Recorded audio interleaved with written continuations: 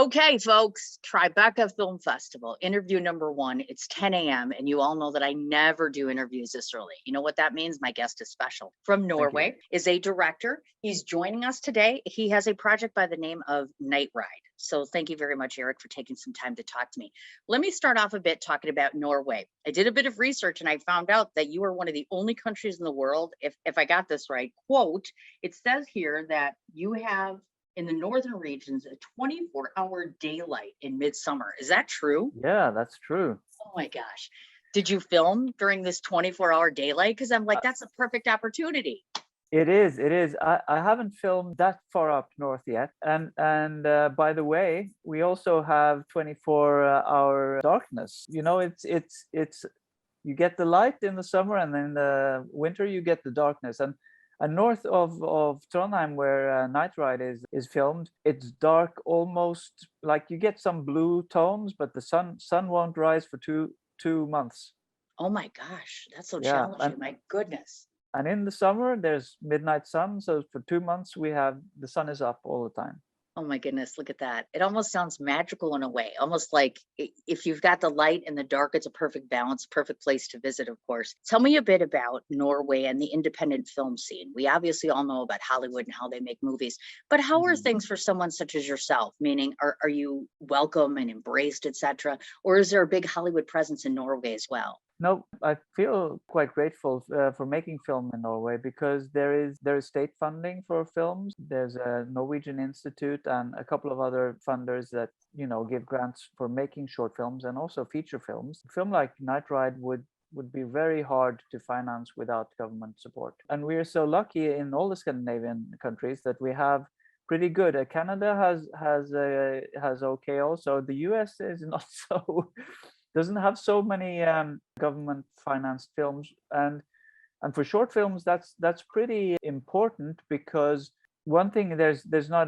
this opportunity to make much money of a short film, but also it gives the filmmaker a lot of freedom, because then he or she can make films that could be experimentative, could be groundbreaking in expressions. And short film is a good arena to try out things, and with government support for like most of the budget, for at least for our film, that gives a good possibility to try to do things that without having that in mind, that it has to sell. To answer you, I'm very happy to make films in Norway and in Scandinavia. Well, I would ascertain, obviously, we're speaking to you from New York City, which means you're attending Tribeca Film Festival, which means you submitted there. And I'm going to gather that there is a difference between attending international film festivals and the United States. Tell me a bit about that experience for those that haven't been there before. What do you see as the major difference between the two? And moreover, what was the mitigating factor for you submitting to Tribeca? I mean, we all get that it's prestigious, but was there something that stood out to you? I mean, Tribeca is famous in Norway, and everybody would love to screen at Tribeca. It's prestigious. It's high up there, among the three best festivals in the world for us. So I'm really happy to be here. I think Night Ride also is doing well in the US, because it is a narrative, and not all short films need to be a narrative, and that's what I prefer, and that's also why it would do well, or will be taken in at Tribeca. And in Norway we're a little bit more like, we have a national film festival there that would tend to actually go more experimental in a way. And although our film won the film critic award there, it didn't win for the best short film, because that was more an experimental film. And maybe it's just my experience in the last 6 years because I have my festival, but I do notice that international films, for some reason, tend to run more experimental. Would you think that's a fair statement? Because I don't see as much experimental art here in the United States.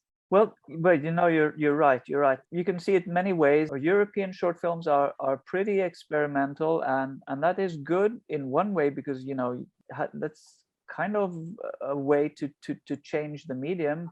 it could be more abstract and more, not so understandable, which is interesting. But for some audiences, experimental isn't like avant-garde isn't a good thing. But for a pretty like a film audience that watches a lot of short film and are into that, they would be more open to experimental film, and as they are in Europe, yes. Oh, sure. You betcha. Now, I see, based upon your IMDb history, you've directed 11 projects and written 10, and you've produced 4, and you've been an actor. So, talk to Mm. me a bit, only 3 projects on the acting side. So, that leads me to believe that you are more of a director than an actor. So, talk to me a bit about your acting experience and why is it few and far between for you? Well, I started off as an actor because I went to acting school and worked like 10, 15 years as an actor, but not so much in what would qualify for IMDb at the time. And then I turned to writing stage plays. And then, like, I was pretty, grown up when I started to make films. That was a good experience for me to actually have that background. Going to film school, that would be we would be shooting on film, so it would be difficult, to.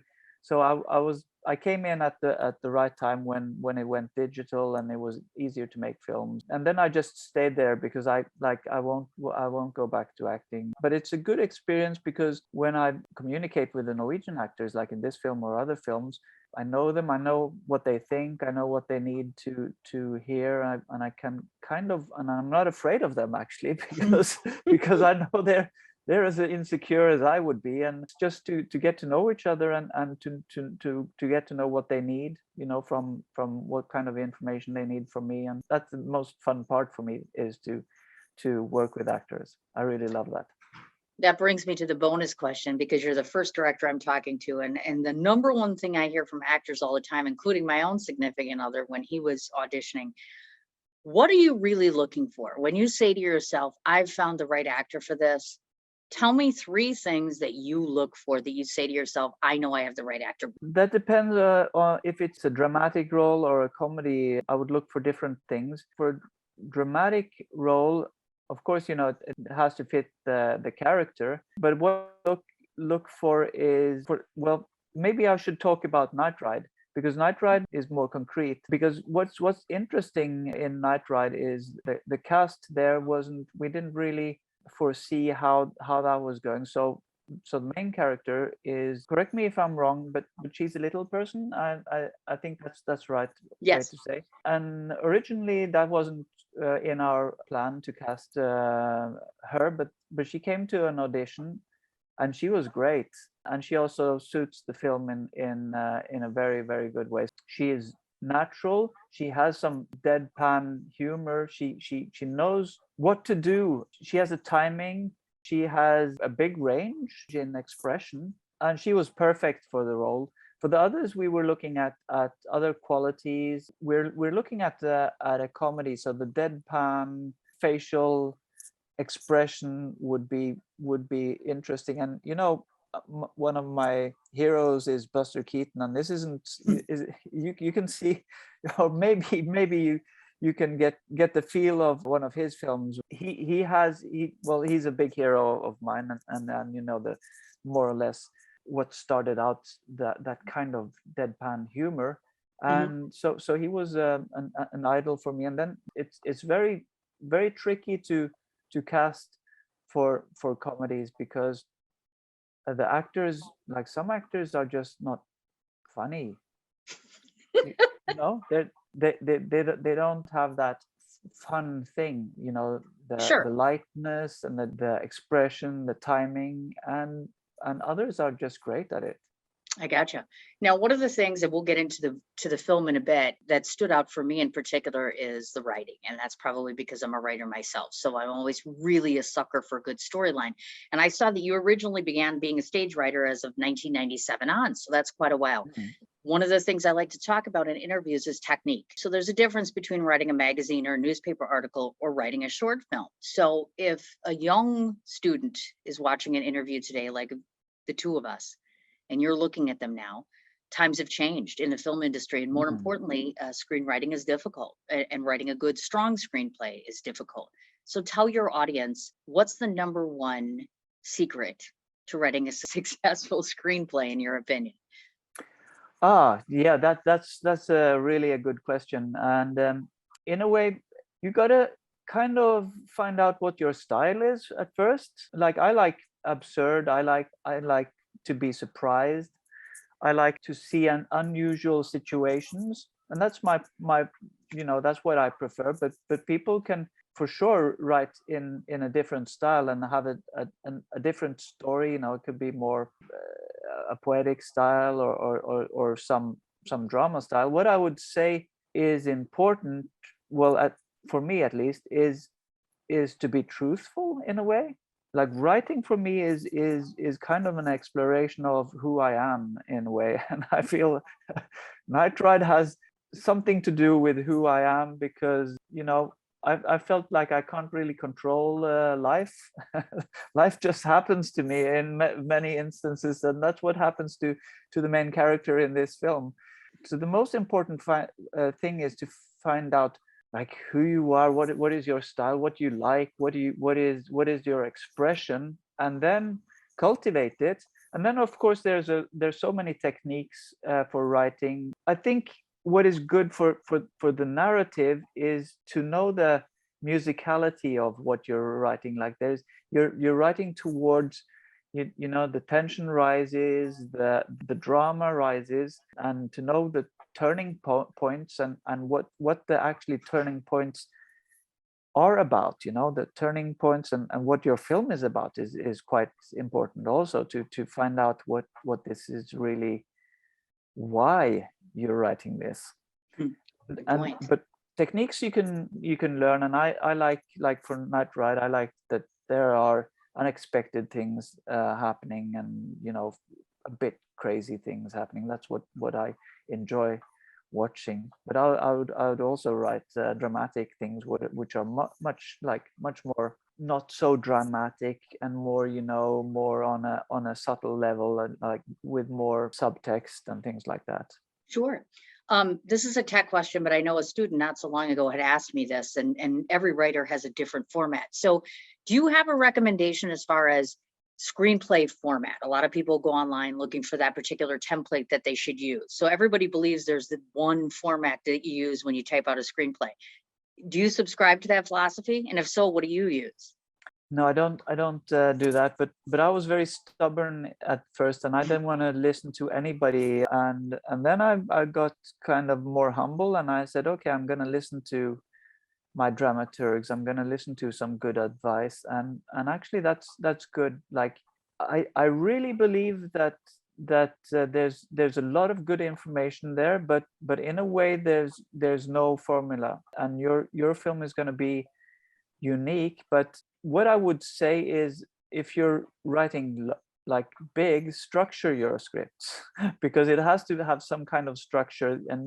And I would also, because I teach also at film school, and I would say, don't start writing the first page of the script. Like think about what the structure is, and try to go back and forth from writing, brainstorming, and thinking structure, because there's a lot of good advice there on how to structure. And you might pick something there, you might pick something there, and put it together, and try to keep it as simple as possible in your head, because it's very easy to get lost in your script. And try to make some kind of structure for your film. Absolutely, I agree. Now, speaking of your film, as I understand it in research, I see that you started it or finished it, I should say, in 2020, and here we are at 2022. So Yeah. clearly, the pandemic has kind of affected all of us as far as that stuff goes. I know that you were at Annapolis Film Festival, and in fact, I wrote down you were the winner of the best short film there, the jury prize at Mm. Annapolis Film Festival. When you started screening this, tell me a bit about the general feedback that you got from audiences, and were you surprised by their reaction? Yeah, that's interesting. Also, because I was so happy to be at the screenings here. Just to start there, I mean, it was a bit surreal because it was the first time I was at a like a foreign film festival, and I was listening to this Norwegian. They were talking Norwegian. Of course, there's subtitles, but there's also like, will people get this? And I felt like there was a very nice response. I felt people were there. There was quite a lot of laughter and things, and that actually kind of surprised me to start with that, like how engaged people were. And because of the pandemic, I haven't seen this live screened more than once. But that was a kind of a premiere, and I was so nervous, and I didn't really understand what was going on. And now I could enjoy. I could sit back and enjoy. Yeah, I was very relieved. I can say that it went well down. When it's a drama comedy. You need people to laugh. When there's a crowd, that it gets contagious, and the humor, and that's very fun. And I was kind of surprised that it got so many laughs. Oh, I imagine. Okay, now let me just throw out some statistics to these folks. So this is a New York City premiere. Your film is approximately 14 minutes in length. It's shown on June 12th, June 13th. It is now at the at-home pass for Tribeca, so folks can watch it for the next 4 or 5 days. So I want to start off by asking this question. You mentioned it is being part comedy and part drama. When I watched it, one of the first things that I thought about is that it is primarily drama interspersed with a bit of comedy. That was my take on it. Yeah. The other thing I took away from that was, in one spontaneous moment, one can kind of escape their own reality, but yet kind of get sucked right back into the drudges of it as well, as you see, without giving too much away. So the first thing I want to ask is, how far off am I in my assessment? Is it really more drama than comedy? Because that's kind of how I viewed it. Actually, you're right. And in a way, I always approach even things that are gonna be a bit funny with drama. I never ask the actors to. They have to be as close to who they are, and not play their comedy at all. The Sure. situation makes the comedy, and how they're reacting in a way. So actually it's comedy, and I got a very nice response from curator here that said he hadn't seen a film go from like lightness or comedy to sincerity, or what do you call this, more drama, and then in the end, without giving away too much, it's kind of an uplifting ending, and that's really something that we were a bit concerned with. Would we be able to balance those two things? Like, because Okay. there's a strong story or a strong situation there that has to be also believable, and that we should engage, or I would like audience to engage in, and how to balance that, because you can go very wrong in that. And hopefully we're balanced the drama and the comedy, because it's not a pure comedy, it's at all. So you're right about that. Oh, well, look at that. I still got my touch after that. Because at the very end last night, all I was thinking to myself is at the end, you took two, what I perceive as two similar hearts, and gave them a home within each other. And again, I don't want to give away too much. Mhm. That's just, that in and of itself is the reason why I love cinema so much, because I'm able to say a statement like that. This director Mhm. created that moment for two people without giving anything away. So since Mhm. we are talking about it, I'll let you give a synopsis of your film without cheating. So, because I'm afraid I'm going to give away too many secrets. So, what is Night Ride really about? It's actually about courage. The story is about, social conscious in a way, although it doesn't start that way, but it is about that. So what Mhm. what I feel is good, is like a pretty heavy theme that I can lighten up in some ways. You betcha. Now, this beautiful story that he puts together takes place on a tram, just so you folks know. So, we want to talk about that as far as technique goes. That's a Mhm. huge apparatus, and you Mhm. have the main character actually literally driving said tram. So, how hard is it, like from a director standpoint, to set that up? Because you're literally dealing with a working machine, you've got Yeah. people coming and going on it. How'd that work out for you? It was something that probably we known how much work it is. What we got ourselves into there was quite a complicated thing. It started off that we had to move to a separate city to get the tram, because for some reason the company were in my city didn't really approve of the story, so they for some strange reason, and so we went to another city, which gave us a lot of benefits also, but that's already a lot of work, and then you need to we had a very, I have to say, very supportive company that gave us, you know, the tram to shoot in, but also there's so many things going on that ride, and Sigrid has had to drive it, you know, and she didn't have a lot of time to learn how to drive this, and in the end she was driving all on herself, like there was no supervision there. It was like, but of course when you have 30-ton, you know, transport thing that is gonna rush through on one track and through a city, it's going to be a lot of logistics to make this happen, and hopefully we're pleased we were able to make it in just 5 days. Oh, wow. 5 days, yeah. Wow. Look at that. Now, in hindsight, if you were given the chance to do so again, would you have refrained and filmed it somewhere else? Was it just too much work, do you think? Well, yeah, straight after I said not on the tram again. but you know, you forget easily, and Trondheim was perfect for it. We got the winter, we got a beautiful, you know, we got everything there. Oh, yeah. So it was kind of a blessing, guys, Sure. not being in Oslo. Things would be a lot more difficult in Oslo, I think. Now, in terms of your lead actor, you had mentioned the little person. She's an adorable little person. I have to ask this question because I've interviewed someone else. Some people view little people, and have used the term disability or different kind, or have referred to them as such.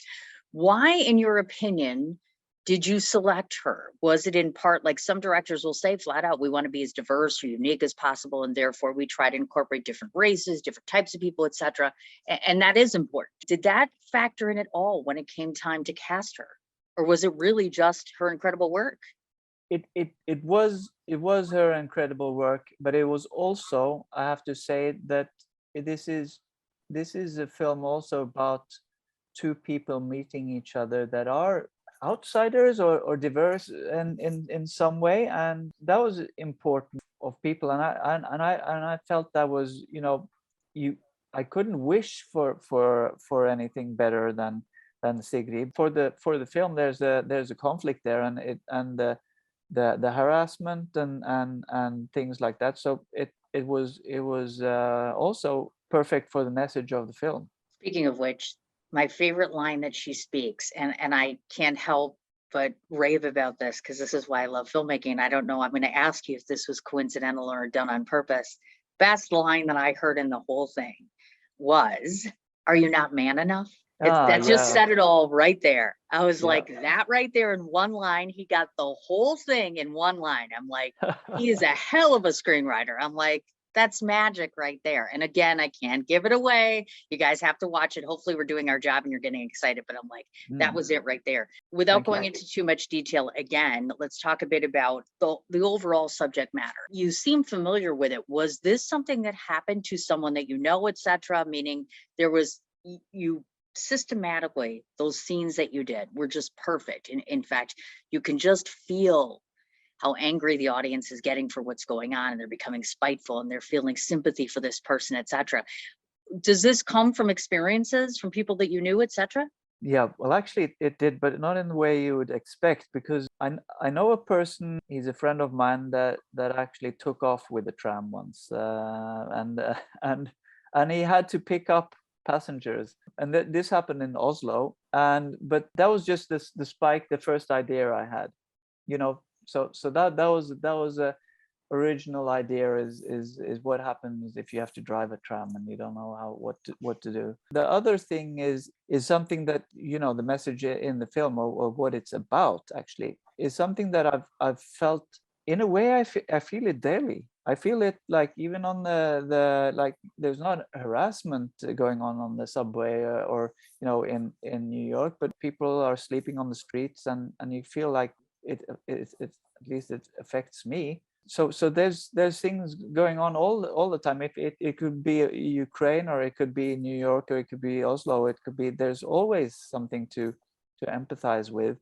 And I was just happy to be able to make a film about that, and also not to make it too heavy though. I like to sum it up as you have this lovely young lady who's waiting for a tram when it's cold outside. She somehow manages to take over the tram after a very unpleasant experience, gets on said tram.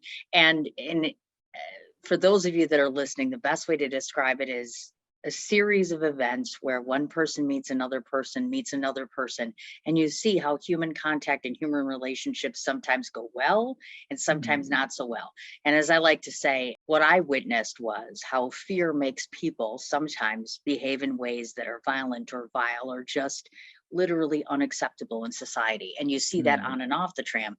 Luckily, you created magic with two hearts at the very end. So it kind of went full circle. And yes, there is humor and some hijinks that go on in there. And the casting was wonderful and the writing was wonderful. And it's a lovely 14-minute kind of an escape, but yet you're still in reality, but it allows you to kind of step outside of yourself and say, look, we can have a pleasant ending, not dissimilar to society today. You know, that's what we're all kind of hoping for. Another one of my questions I wanted to ask you is Tribeca has over 100 films easily. So why Night Ride? Why should somebody select to watch your film and not someone else's? Well, it's it depends on what you're after. There's a lot of different films. I've seen quite a few other good films here, and there's of all genres here. No, it's something for sure. I feel confident enough to say that this is will give unexpected and good experience. Everybody that I speak to tell me that, so I have to believe it. Oh, you betcha. Is there something noteworthy that you want to mention? Is there a film or two that stuck out at Tribeca that you've watched? A good recommendation for somebody who hasn't seen any? Oh wow! So of the shorts, Yep, or even could be a feature too. I would say, like, I saw the shorts program yesterday. I can't remember what it was called. I think it was called Headspace, and there was just this wonderful poem. It's so diverse, and that's kind of the fun of looking at short films, because you get a music video there, and you get a film from you know a short. You get this. Okay, so now we're in maybe Wyoming or something, in north central, and then we're in Norway, and then we're like, just explore. It's fun. It's like a bag of sweets. Look at that. I don't want to forget to ask that Night Ride's not the only thing that you're doing. I noticed that for 2022, you've got Room by the Sea. So what's going on with that project?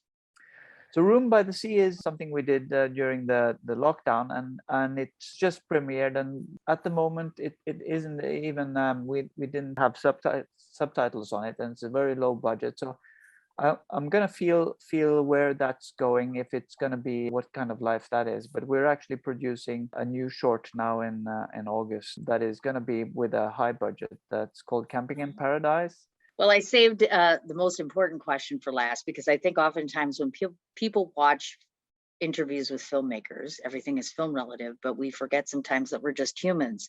And because you're from Norway, which is another country, obviously we're all pretty much past the pandemic as far as we can. But just tell me a bit in general, how is your country doing? How are you all managing? I mean, it's been a very, very hard time for a lot of us and remains so. So how is your culture and country right now holding up? We were pretty lucky with there wasn't that many casualties, or what do you call it.